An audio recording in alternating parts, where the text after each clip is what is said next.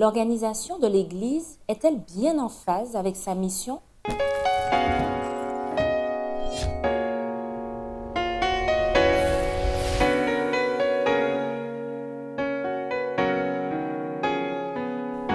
C'est un plaisir pour nous de vous retrouver dans le cadre de votre émission Autrement dit, afin de poursuivre nos discussions tout au long du trimestre sur le thème de l'unité. Aujourd'hui, nous parlons précisément de l'unité dans l'organisation de l'Église. Pour répondre à nos questions, j'ai le plaisir d'accueillir Samuel Flamand et Eddie Michel Carpin. Bienvenue à tous les deux. Alors, l'Église, pensez-vous que ce soit une création de Dieu ou diriez-vous une création de l'homme? Alors, je dirais que c'est d'abord une création de Dieu. En effet, Jésus, lorsqu'il était sur terre avec les disciples, avait bien dit dans l'Évangile selon Matthieu chapitre 16, « Eh bien, je bâtirai mon Église ». Donc Jésus avait en vue ce projet que les disciples qu'il était en train de former puissent demeurer unis, qu'ils puissent comprendre la mission qu'il leur confiait, qu'il était en train de vivre avec eux, celle qu'il était venu accomplir, et il souhaitait que ces derniers puissent, à sa suite, eh bien, prendre le flambeau et raconter tout ce qu'ils avaient vu, tout ce qu'ils avaient compris, et que le monde entier sache eh bien, que Dieu apportait le salut aux hommes. Et donc, l'Église, ce mot qu'il va utiliser et qui va être attribué après à ce groupe de croyants devenus chrétiens, eh bien, elle a une mission, et je crois que Dieu est d'accord, il approuve qu'il y ait une Église qui porte bien haut et qui maintient l'étendard, les valeurs de Dieu et qui le présente tel qu'il est. Alors, tu parlais de la mission de l'Église qui est de propager l'Évangile, on l'a compris. Est-ce que dans le cadre de cette mission, une organisation particulière semble être nécessaire?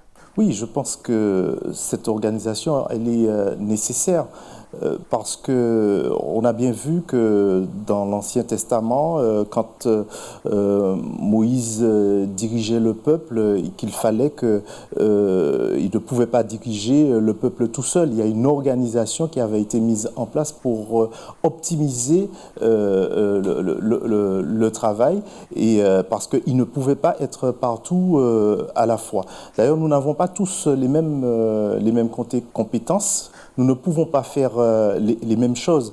Et s'agissant de l'Église en particulier, par rapport à la question que tu as posée tout à l'heure, nous avons un autre texte de l'apôtre Paul où il est question de l'Église qui est l'appui et la colonne de la vérité. Dans 1 Timothée 3, le verset 15. Cela nous montre bien que Jésus se présente comme étant le chemin, la vérité et la vie, eh bien l'Église doit être justement l'appui et la colonne de la vérité, donc porter justement cette parole de vérité incarnée en la personne de Jésus.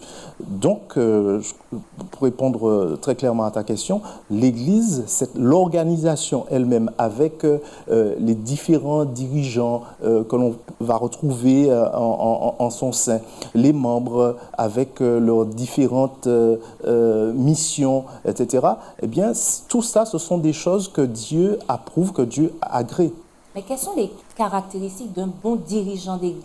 Tout d'abord, Jésus, dans l'Évangile selon Matthieu, chapitre 20, va observer une certaine tension qu'il y avait entre les disciples et ces disciples qui étaient avec lui avaient pour modèle bien, l'Empire romain. Ils avaient pour modèle également le clergé au sein du peuple d'Israël. Et Jésus va les surprendre quelque part en leur disant, mais si quelqu'un veut être grand parmi vous, eh bien, qu'il soit votre serviteur. Et Jésus dira dans ce passage qu'il n'en soit pas de même. C'est-à-dire en regardant le modèle proposé et vécu au sein de la société romaine, Jésus va dire, mais qu'il n'en soit pas de même au milieu de vous. Mais au contraire, parmi vous, chacun doit être le serviteur de l'autre. C'est-à-dire que le modèle pyramidal qui était présenté dans la société romaine, en fait, s'écroule dans le mode de fonctionnement avec Jésus et dans cette Église, dans ce corps Église. D'ailleurs, la seule tête que présente la Bible, c'est Jésus-Christ, qui est la tête de ce corps, de cet ensemble, de cette Église. Mais Jésus-Christ n'est pas présent, donc il y a bien des personnes que Jésus-Christ a déléguées? Est-ce qu'il y a un représentant de Jésus-Christ sur terre, un ou plusieurs? Est-ce qu'il y a des leaders à suivre? Oui. Alors, il y a certes une organisation, mais aucune des personnes qui constituent cette organisation ne peut se prévaloir d'être le représentant attitré de Dieu sur terre. À telle enseigne que, je crois qu'Eddie Michel en a parlé, chacune des personnes qui serait à la direction, si je puis dire, de l'Église, eh bien, quand elle dirige, elle doit penser d'abord au fait qu'elle est un serviteur ou une servante. Et la personne qui a montré le chemin en la matière, c'est Jésus, en disant d'ailleurs que si on veut être grand, parce qu'à un moment donné, il y avait des échanges entre des disputes même entre les disciples qui voulaient savoir qui était le plus grand et qui voulaient même être le plus grand. Et Jésus leur a bien montré que celui qui veut être le plus grand, eh bien qu'il doit être un serviteur. C'est un petit peu le serviteur. Eh bien, un leader ne peut pas être serviteur. Eh bien, oui, quelqu'un qui donne les ordres ne peut pas répondre aux ordres. Oui, mais c'est que c'est tout notre logiciel de pensée qui est inversé pour bien montrer que Jésus, dans la perception divine, il n'y a pas des grands et des petits. Tout le monde est considéré grand dans la mesure où on devient un serviteur des autres. À ce moment-là, on est considéré grand. D'un point de vue humain, la grandeur se mesure quoi? À l'aune de la richesse, à l'aune du pouvoir qu'on a, pouvoir politique ou du pouvoir supposé qu'on pourrait avoir l'un sur l'autre ou les uns sur les autres. Mais pour Dieu, les choses, dans le royaume de Dieu, les choses sont inversées. Et Jésus montre bien que, voilà, je suis le plus grand et je vais vous servir. Et juste pour terminer, à un moment donné, il l'a montré très bien au moment de la scène pour montrer que voilà, je vais vous laver les pieds. Justement, alors quel symbolique, quel enseignement dans le lavement des pieds qu'on retrouve dans Jean chapitre 13, vous pourrez lire chez vous des versets 1 à 20, où on voit Jésus qui s'abaisse et qui lave les pieds. Alors quel symbolique? Alors effectivement, c'est extrêmement surprenant de la part de ce maître. Jésus, quand on découvre qui est ce personnage, et on le voit là, s'humiliant. Alors la symbolique, c'est justement le don total de sa personne. Et d'ailleurs, dans la structure même du texte, les mots qui sont utilisés, Jésus qui se dévêtit, qui se ceint les reins, qui s'agenouille, on voit bien qu'il y a l'abaissement. C'est-à-dire, l'apôtre Paul va utiliser une autre expression, il va parler de la kénose, la descente du Christ en tant que Dieu qui s'incarne et qui, là, est serviteur et qui va laver les pieds de ses disciples. Et je crois que Jésus veut véritablement leur montrer que le royaume des cieux, eh bien, c'est se servir mutuellement, c'est être les uns à côté des autres, c'est se regarder en frères, non pas se regarder en rivaux, mais au contraire, nous sommes des partenaires, nous sommes dans la même direction, nous œuvrons et nous sommes tous à l'écoute d'un maître qui est Dieu. Et quand tu posais la question tout à l'heure, est-ce que quelqu'un peut être Christ? Je dirais que oui, chacun de nous est appelé à être incarner en tout cas les valeurs de Christ. Est appelé à refléter, à imiter Christ, comme l'apôtre Paul d'ailleurs le dira dans Éphésiens chapitre 5 verset 1. Imitez Dieu, soyez donc les représentants, les modèles de Dieu. Donc il ne s'adresse pas simplement à une catégorie de personnes, il ne s'adresse pas simplement à des leaders. Alors oui, lorsqu'on est leader, cela est important parce que les autres quand même nous regardent. Ils ont un œil particulier et en tant qu'être humain, et c'est pourquoi Dieu en a placé, non pas pour soumettre, non pas pour que ces leaders puissent se servir des autres et les utiliser pour s'enrichir, ni les utiliser pour faire grandir leur ego, mais au contraire, que nous puissions tous participer et organiser la mission, parce que le rôle, je pense, des leaders, c'est d'organiser la mission, pour qu'ensemble, on se donne la main et que nous allions dans la même direction. Mais pour moi, c'est simplement aussi un rôle de serviteur parmi tous les autres Mais serviteurs est-ce que c'est qui pas forment le corps du Christ. utopique de souhaiter que chacun, on s'aime, on marche la main dans la main? C'est une vision presque céleste. On est toujours sur terre. Oui, mais nous aspirons justement à vivre dans le royaume céleste.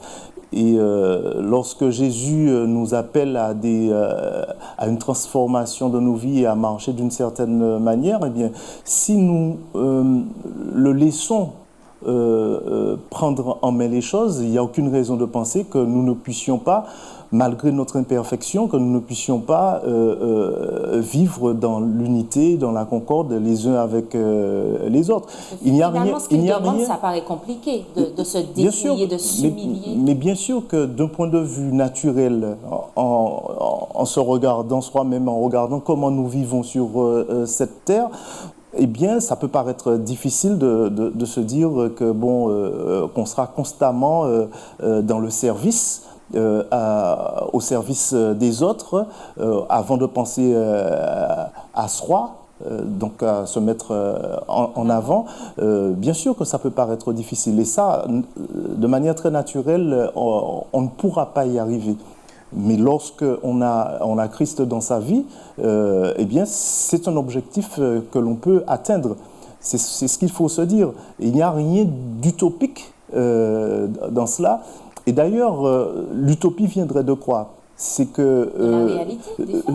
Oui, de se dire que notre propre, la sagesse ou l'intelligence des gens de ce monde qui ne conçoivent pas les choses de cette manière-là, eh bien, dans le monde de Dieu, eh bien, c'est considéré comme de la folie et réciproquement. Oui, mais il y a des personnes c'est considéré aussi, comme de la folie, ça. tout à fait. Mais il y a des personnes utopique. qui peuvent dire que je te loue de ce que je suis une créature si merveilleuse. C'est un texte qu'on retrouve dans la Bible.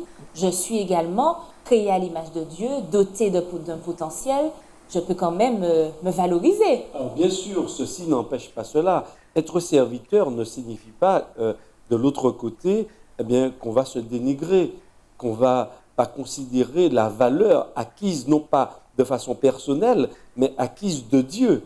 Et je crois que ça fait aussi la différence. C'est là la nuance. Oui, il y a une nuance. Maintenant, on n'est pas dans le narcissisme non plus, où on se regarde et puis finalement on s'étouffe par rapport à son propre orgueil, par rapport à l'intelligence. Parce qu'effectivement, il y a des gens qui sont doués, qui ont de l'intelligence, qui ont des capacités de comprendre, d'expliquer, et on est parfois émerveillé, on est ébahi de voir de tels individus. Oui, il y a des talents, le chant, l'art de musique, etc. Mais n'empêche que pour moi, ce qui est important, c'est que lorsque Jésus me le dit, il me semble que Jésus le rend aussi réalisable dans ma vie. Et l'apôtre Paul en parle souvent.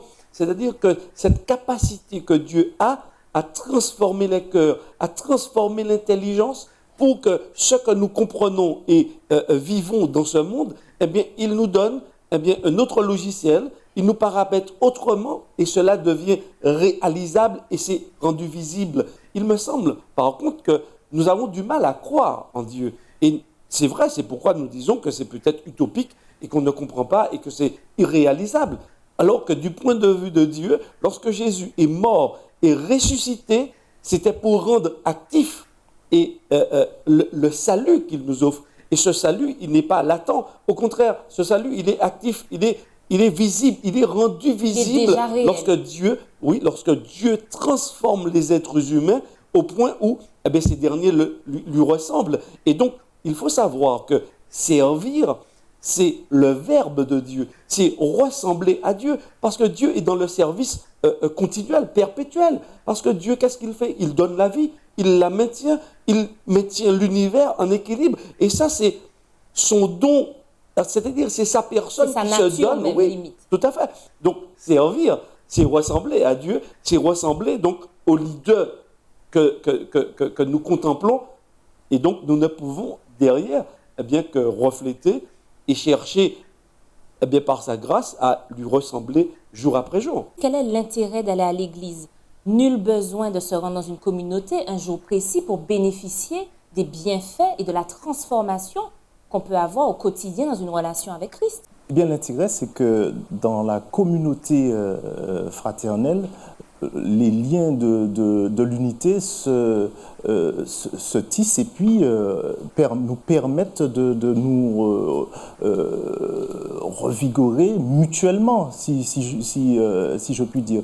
Il y a une force supplémentaire que l'on retrouve dans le fait de partager des choses ensemble. Nul homme n'est une île, si je puis dire, et on ne va pas rester tout seul dans notre coin en se disant qu'on peut, en restant tout seul dans son petit coin, louer Dieu et que c'est suffisant. Parce que justement, la notion de service ne prend du sens que dans le rapport à l'autre. On ne peut pas se rendre service, enfin on peut se rendre service à soi-même, mais à ce moment-là, ce n'est pas l'objectif que Dieu a fixé. Lorsqu'il est question du diaconat, enfin du service dans la Bible, il est question de service rendu à un autre. Donc il faut qu'il y ait des liens tissés avec les autres et que nous montrions que nous n'existons pas. Comprenons bien ce que je veux dire par là, que nous nous effaçons face aux autres et que nous sommes là pour servir les autres.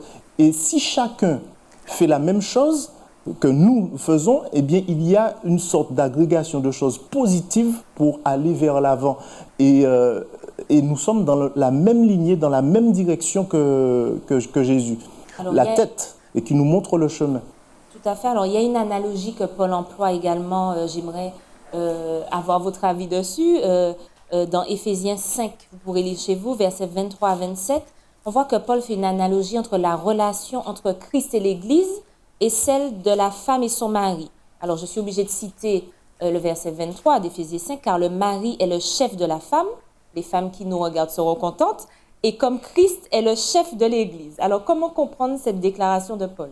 Bon, je pense que Paul a utilisé une image parlante d'un couple.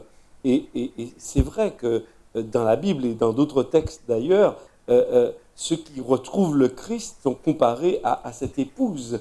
Et le Christ lui-même qui revient et qui descend accueillir et prendre son épouse pour que finalement ils vivent ensemble. Je crois que cette image, cette analogie est extrêmement parlante. Ça veut dire que tout d'abord, on voit le lien d'amour qu'il existe. Alors c'est vrai qu'on pourrait s'arrêter sur le mot chef, le képhalé, la tête, mais il ne s'agit pas d'être un maître dur. Est-ce qu'il s'agit là de soumission, de domination? Non. Ici, quand on étudie correctement les mots qui sont utilisés par l'apôtre Paul, on voit qu'il s'agit justement de respect mutuel, que chacun respecte justement son rôle au sein du couple, parce que nous sommes des vis-à-vis, et quand on lit le texte de la Genèse, on est des vis-à-vis en face, on a la même valeur intrinsèque, mais n'empêche que nous avons aussi des rôles dans la famille, dans la société, etc.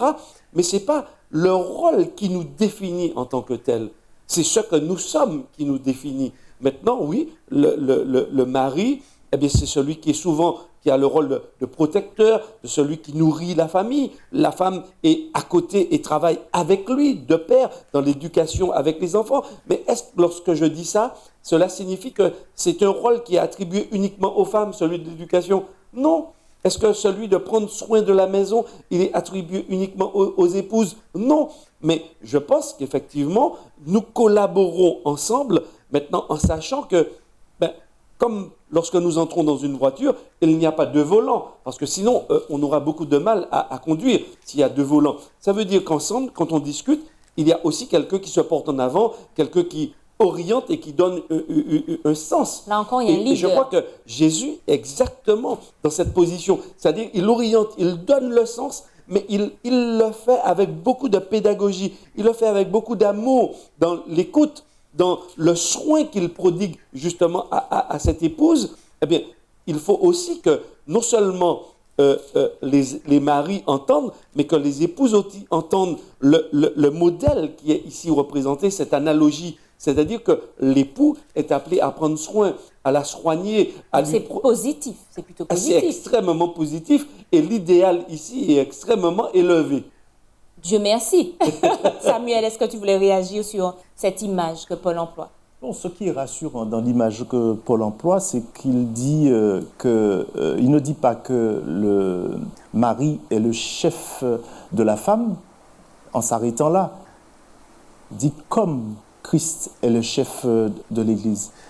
Et Christ est le chef de l'Église dans le sens qu'il lui montre, qu'il lui a témoigné son amour, qu'il a donné sa vie pour l'Église. D'accord? Et donc, de la même manière, l'homme qui effectivement est, on dit tout naturellement le chef du foyer, eh bien, c'est lui qui va donner le tempo, si je puis dire, mais de dans la le vie au sein service, comme Christ, c'est toujours dans le service et en montrant, en témoignant de l'amour à sa femme. Et il y a une collaboration qui se fait.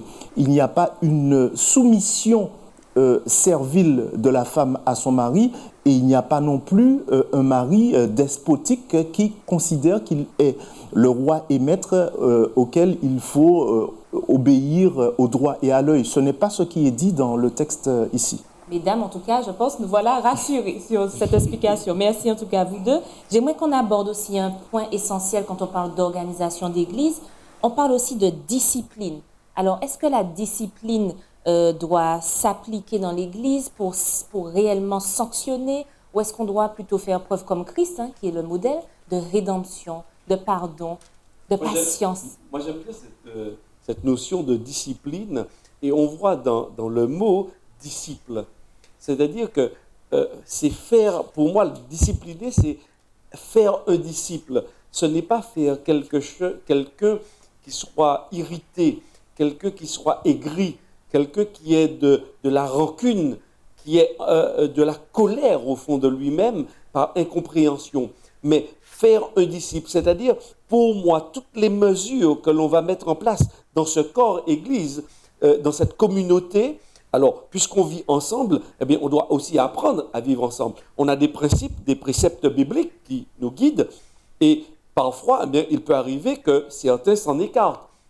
Eh bien, nous sommes appelés à le discipliner dans le sens où on va faire de lui eh bien, un disciple qui reprend le chemin. Mais chacun exerce sa liberté, dit Michel. Alors, chacun exerce sa liberté, mais nous sommes aussi placés dans un corps.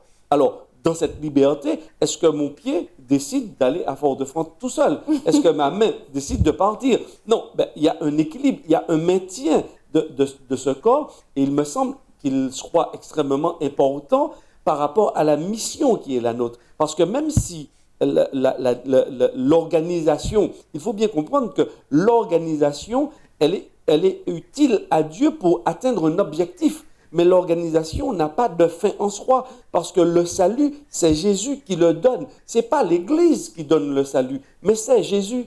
Et je crois que chacun de nous, on doit être bien dans nos baskets, bien dans notre vie, bien dans notre congrégation religieuse, en sachant pertinemment que le salut, ce n'est pas la dénomination. Mais la dénomination nous donne un sens et nous permet d'accomplir et d'entrer dans l'accomplissement de la mission au plus près de la vérité de ce que Dieu voudrait transmettre au monde. Puisque Christ est la tête, c'est Christ qui devrait exercer jugement, sanction, le moment venu, pas aujourd'hui. Le jugement n'est pas encore arrivé. Oui, en fin de compte, c'est c'est Dieu qui va appliquer le jugement selon ce que les uns et les autres auront fait. Maintenant, Jésus a donné, lorsqu'il était sur terre, des principes pour qu'il y ait une certaine discipline dans l'Église, pour que certaines règles soient respectées. On a dans Matthieu 18, par exemple, un modèle de discipline dans l'Église. Matthieu 18, le verset 15. « Si ton frère a péché, va et reprends-le entre toi et lui seul. S'il t'écoute, tu as gagné ton frère. » Donc on voit bien lorsque ce texte-là, dans la portion de la fin, tu as gagné ton frère s'il t'écoute. L'objectif de la discipline, ce n'est pas de sanctionner pour sanctionner, pour montrer sa désapprobation et puis que tout s'arrête là. L'objectif doit être lu non pas à travers un prisme déformant, mais à travers ce que nous lisons juste avant dans la parabole de la brebis perdue. Dans la parabole de la brebis perdue que l'on retrouve juste avant, au verset 10 et jusqu'au verset 14, on voit que il y a une quête de la brebis qui est perdue. Donc l'objectif, c'est le rétablissement, c'est la restauration, c'est de faire revenir dans la famille. La discipline, ce n'est pas de montrer que justement qu'on est le plus fort, qui a posé une règle et que personne ne doit déroger à cette règle-là. C'est pas du tout cela. On voit qu'on a un Dieu qui est rempli d'amour et qui veut que ses enfants puissent accepter cette règle d'amour-là. Alors il est vrai que souvent, il est arrivé parfois, ou même on peut dire souvent, que cela soit mal compris et mal exercé. Et donc mal compris, et donc la discipline est appliquée de manière aveugle et pas accompagnée justement, pas sous-tendue par l'amour qui doit prévaloir pour que cela soit accepté par celui qui est l'objet de la discipline. Parce que lorsque celui qui est discipliné comprend qu'on le fait par amour, tu penses qu'il peut mieux accepter? Ah bien sûr, ça veut dire qu'il y a un accompagnement qui doit se faire. La brebis perdue, eh bien, le maître est allé la chercher. Elle était perdue parce qu'elle s'est dévoyée, elle a laissé la voie, elle a décidé de faire ce qu'elle voulait. Eh bien, elle est quand même revenue dans la bergerie. Alors, dans le même temps, on voit que Jésus invite à ne pas juger. Pourquoi vois-tu la paille qui est dans l'œil de ton prochain? Tu ne vois pas la poudre dans la tienne. Donc, qui suis-je pour reprendre, redresser, sanctionner quelqu'un? Alors, c'est vrai que la notion de jugement, c'est un arrêt définitif par rapport à une situation. Moi, je ne crois pas que la discipline entre dans ce cadre-là. Alors, peut-être qu'elle peut être perçue de cette manière, mais bibliquement parlant, je ne la vois pas ainsi. Je pense qu'il y a un vécu dans le corps qui nécessite effectivement un minimum de discipline, de rigueur, pour pouvoir ramener et aider les uns à prendre conscience de l'idéal de Dieu et tout ça, chercher... c'est pour préserver la vérité biblique. C'est ça le but. L'idée, c'est de se rapprocher le plus près possible de ce que Dieu veut.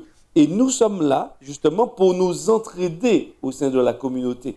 La notion de jugement, elle appartient à Dieu seul. Aucune communauté, pour ma part, pour ce que je connais, au niveau de notre mouvement en tous les cas, n'est appelée à porter un jugement sur les gens. Non, nous sommes vraiment dans le cadre de l'accompagnement. Alors c'est vrai que, par exemple, on parle de la radiation, on parle de la censure. Ce sont des mots extrêmement forts qui sont vécus également avec beaucoup de douleur lorsque cela est fait. Mais cela ne doit jamais être fait par esprit de parti. Premièrement. Deuxièmement, sans rancune. Il faut s'assurer, par exemple, que tout ce que Samuel a cité préalablement dans Matthieu chapitre 18, eh bien, qu'on l'ait fait avec beaucoup d'amour, avec beaucoup de patience, avec beaucoup de soin. Mais par contre, il est aussi dangereux parce qu'on pourrait se dire, oui, mais on met de côté cette discipline, ok, on la comprend, mais on la perçoit, mais on ne veut pas du tout l'appliquer. Mais de l'autre côté, si nous laissons grandir, le laisser aller, le laisser faire, c'est-à-dire que les gens ne respectent plus rien de ce qui est écrit dans la Bible, finalement, on ne pourra pas refléter l'amour de Jésus. On ne pourra pas refléter l'idéal que Dieu veut démontrer au monde dans lequel nous sommes, donc, alors que nous sommes appelés. La discipline est un moyen, un outil pour préserver la vérité, le message en tout cas. La discipline est un des moyens que Dieu va utiliser parce que l'objectif aussi, de Dieu, c'est que nous soyons des témoins. Or, être un témoin, c'est refléter quelqu'un, représenter quelqu'un. Donc, je crois que c'est un moyen, mais par contre, et moi, je reste ferme dessus, il faut pouvoir appliquer vraiment dans toute sa dimension tout ce qui a été dit par Samuel et qui a été lu dans l'Évangile selon Matthieu. Gagner, chercher constamment à gagner, mais parfois, il arrive que les personnes elles-mêmes veulent totalement, parce qu'elles sont libres. Ce ne sont pas totalement des brebis qui ne prennent pas et qui ne réfléchissent pas par rapport à leurs décisions. Eh bien, on doit aussi accepter que certaines personnes ne veuillent plus rester au sein de la communauté. Tout à fait. La liberté de chacun s'exerce. Eh bien, ce seront les mots de la fin. Merci en tout cas pour cet échange Et merci à vous de nous avoir suivis. Rendez-vous à une prochaine émission d'Autrement dit.